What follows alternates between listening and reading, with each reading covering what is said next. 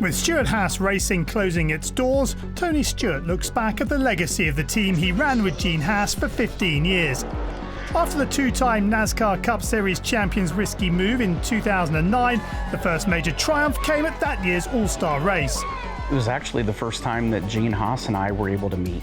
And I just remember how excited I was after the race to see him smiling. But something that really caught me off guard at the end of the race was when we were taking all the photos with the team and seeing grown men cry in Victory Lane. And I didn't understand it. And then somebody said, yeah, these guys have never won a race before.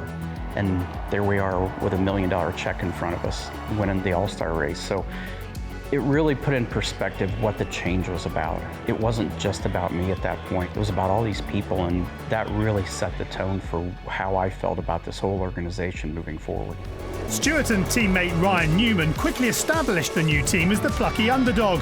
But it was in 2011 that Smoke, winless all season, snuck into the playoffs and then produced a miracle.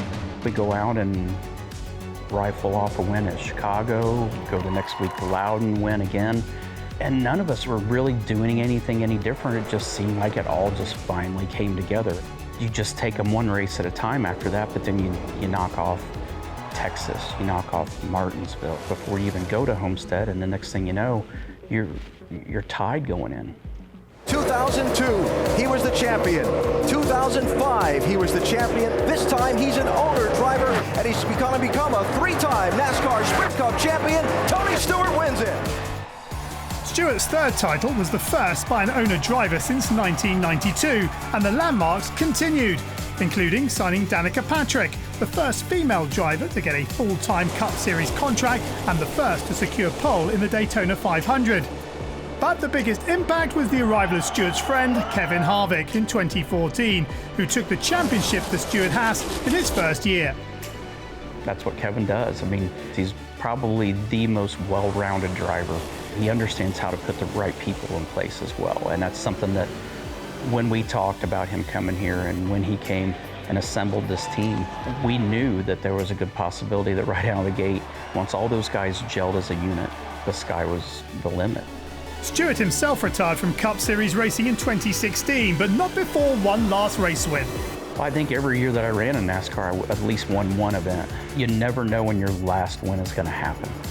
But to win at Sonoma, and Sonoma's in my top 3 racetracks, that was a huge deal for us and for me personally. It was our 49th win.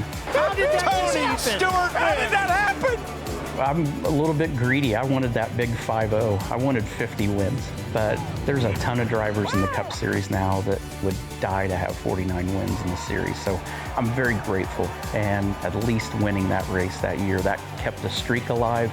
And for people that truly knew me, I mean, I had to fight hard for that one. In 2017, SHR won one of the few races that Smoke never achieved as a driver, the Daytona 500 with Kurt Busch at the wheel.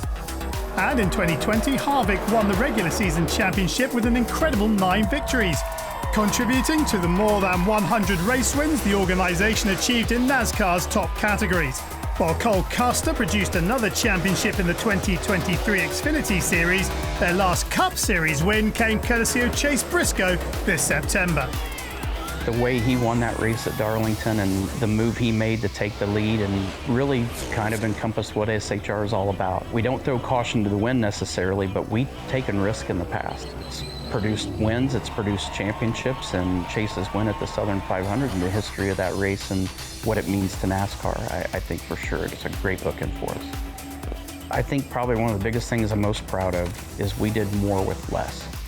We didn't have 500-600 people in our building, but we had the right group of people, and that's what this whole building has been about. It's about taking racers that's their passion, that's their desire, that's all they want to do is win races. And all the banners that you see hanging above the shop floor, that is what this is all about for all of us. And to sit there for the last 15 years and be a part of a big, massive, living, breathing organism that is SHR, it's just so much more than what it meant to me, for me. It wasn't about me anymore, it was about all of us and taking care of each other. And I think the lessons that I've learned in the last 15 years in this building are some of the best 15 years of my life.